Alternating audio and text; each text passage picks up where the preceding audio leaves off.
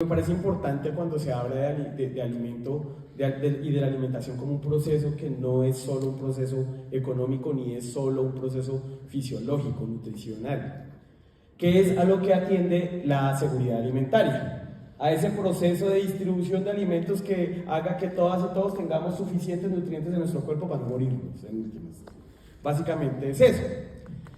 Cuando uno habla de la cultura hay que recordar que la cultura viene de cultivar, de culture, ¿cierto? Y esa relación alimento-cultura se nos olvida demasiado, se nos olvida muchísimo. Y entonces a mí me parece que es importante que además de hablar de seguridad alimentaria, hablemos de soberanía alimentaria, hablemos del proceso cultural de la alimentación y hablemos de autonomías alimentarias entonces, ¿cierto? Porque una cosa es no morirnos de hambre, y otra cosa es que nuestros procesos alimentarios sean soberanos, sean autónomos en términos culturales.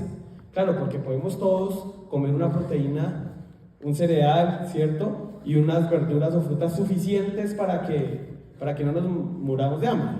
Pero llévenle una manzana a un niño o niña del Chocó a ver si entiende qué es lo que está comiendo. Y quiten el plátano, por ejemplo, como el carbohidrato básico de su alimentación. Entonces me parece importante que sepamos que estamos hablando de algo mucho más allá de la seguridad alimentaria y que así hay que abordarlo. Luego, como así hay que abordarlo, entonces en el Congreso de la República lo primero que radicamos y como una prioridad tanto del Gobierno Nacional como de la bancada del Pacto Histórico, pero además ya tiene apoyo de muchas más bancadas más allá del Pacto Histórico, es llevar al campesinado, llevar al campesinado a la Constitución, el reconocimiento del campesinado de la Constitución como un sujeto colectivo de derechos, de especial protección con unos derechos específicos, que no significa que tenga más derechos que el resto de personas, sino que la protección para que se realicen sus derechos es de manera prioritaria, se hace de manera prioritaria del Estado. Y eso significa una cosa que está relacionada con la reflexión que hacía al inicio. El campesinado no estaba incluido en la Constitución como una población distinta. ¿Y por qué no estaba? Porque lo que decía la Constitución era que el trabajador agrario y etcétera, etcétera. El trabajador agrario no es lo mismo que el campesinado. El campesinado es una cultura. Muchas culturas, de hecho. Hay pescadores campesinos, ¿cierto? Hay ordeñadoras campesinas, ¿cierto? Hay tejedoras campesinas, que no se dedican al agro, se dedican a tejer. Ojalá recuperáramos todo el arte de la hilandería y la tejeduría, ¿cierto? Y son artes, formas, incluso procesos económicos culturales, procesos de transformación de los productos agrícolas o de los productos rurales. Entonces eso es como un primer avance. El otro estructural que se vota mañana, les cuento el primer debate, es la jurisdicción agraria. Y es que ustedes saben que el campo colombiano tiene unas connotaciones distintas, unas formas distintas de abordar sus conflictos, que la justicia normal, pensada desde los centros urbanos, e incluso como si nuestros centros urbanos fuesen los mismos centros urbanos europeos, donde nacieron las grandes escuelas del derecho, se iban a resolver de la misma manera que en esta forma de ver la justicia. Imagínense, desde 1934 estamos hablando de que el campo colombiano, para solucionar sus grandes problemas, necesitamos una jurisdicción distinta, una forma de hacer justicia distinta, lo que llamarían, y los abogados nos regañarían, lo que llaman administrar justicia. Bueno, pues administrar justicia para lo rural no puede ser lo mismo que para lo urbano. Y pues parece que por fin hay ambiente, después de muchos intentos, décadas tras décadas de intentos, parece que por fin hay ambiente para que tengamos una jurisdicción agraria. El tercero, y de hecho yo soy el coordinador ponente de un proyecto de acto legislativo que imagínense ustedes lo que le toca hacer a uno a estas alturas de la vida, en un país se supone democrático como Colombia. Vamos hasta ahora a elevar al derecho a la alimentación, a la nutrición adecuada y a no padecer hambre como un derecho fundamental consignado en nuestra Constitución.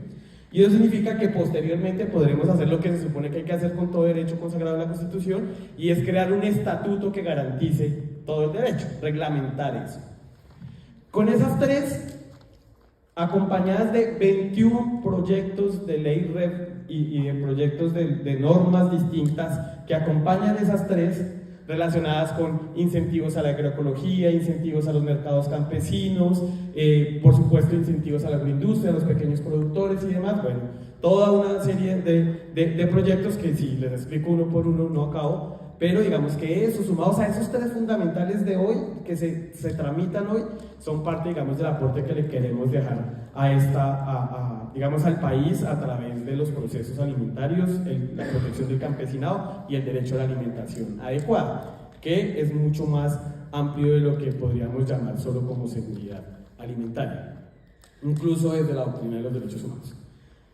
Ahora bien, si la región metropolitana nos puede ayudar con eso, si nos puede ayudar a garantizar los procesos alimentarios e incluso la misma seguridad alimentaria al menos. Yo tengo, digamos, una perspectiva que hace poco en un foro del agua yo les decía, permítanme ser el Grinch, el duende no tan optimista y más bien un poquito amargado de la perspectiva que tenemos hoy en día. La región metropolitana, ¿qué instrumentos nuevos crea para los procesos alimentarios, así sea al menos seguridad alimentaria y modelo de abastecimientos que no tengamos? Ninguno. Nada nuevo. Que dice que ahora la agencia comercializadora va a ser la misma agencia comercializadora regional. O sea, le cambió el apellido y ya no es de Cundinamarca sino regional, pero ahí no cambia nada. Y si ustedes cogen el plan de desarrollo de la gobernación de Cundinamarca y ponen los ítems de la agencia de seguridad alimentaria creada en la ley orgánica 2199, ustedes no van a encontrar absolutamente nada nuevo. Entonces, ¿cuál es el aporte de la región metropolitana en términos normativos? Ninguno. Pero en términos regresivos yo sí creo que hay que echar ojo. Cuando esa misma región metropolitana en los apartes relacionados con el plan de ordenamiento territorial regional dice que además se puede meter, es decir, obliga a los municipios a ajustar su ordenamiento territorial, un poco enlazado con lo que estaban preguntando, relacionado con la protección de suelos de uso agrícola, ¿cierto?, de potencial agrícola.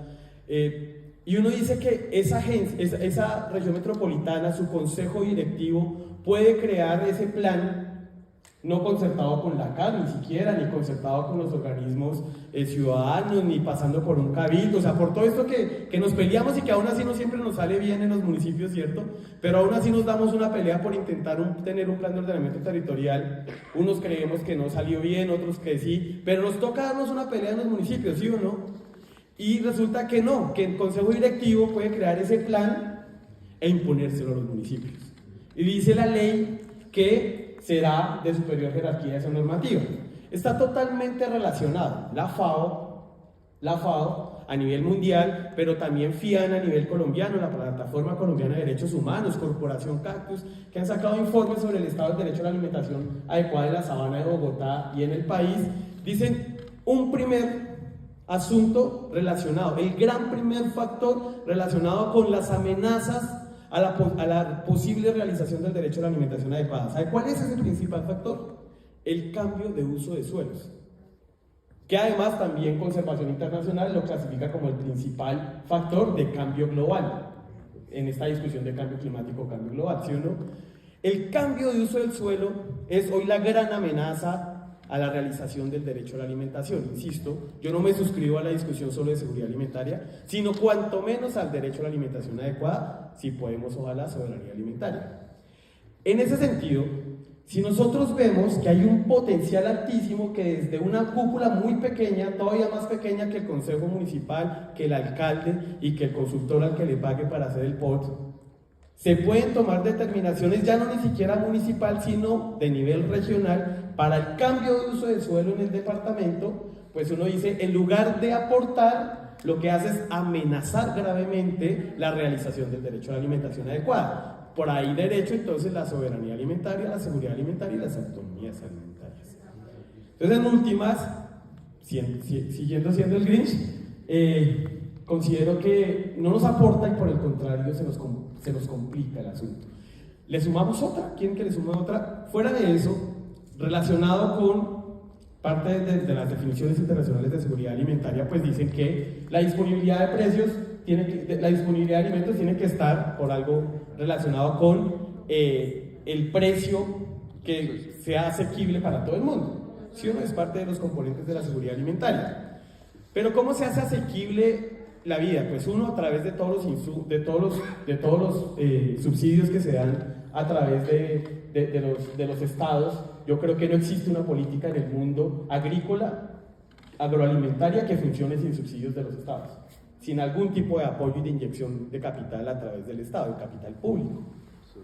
Pero además también representa garantizar capacidad adquisitiva, poder adquisitivo de la población.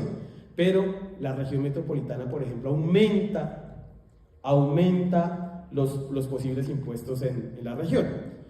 Digamos que dentro del hecho metropolitano que pudiese ser seguridad alimentaria, vamos a hacer esto de las centrales campesinas que descentralizan la labor de Corabastos, que es un proyecto al que Corabastos no siempre lo ha visto con buen ojos, y sobre todo pues porque hay unas condiciones que hay que revisar sobre cómo es que se está planteando desde la gobernación.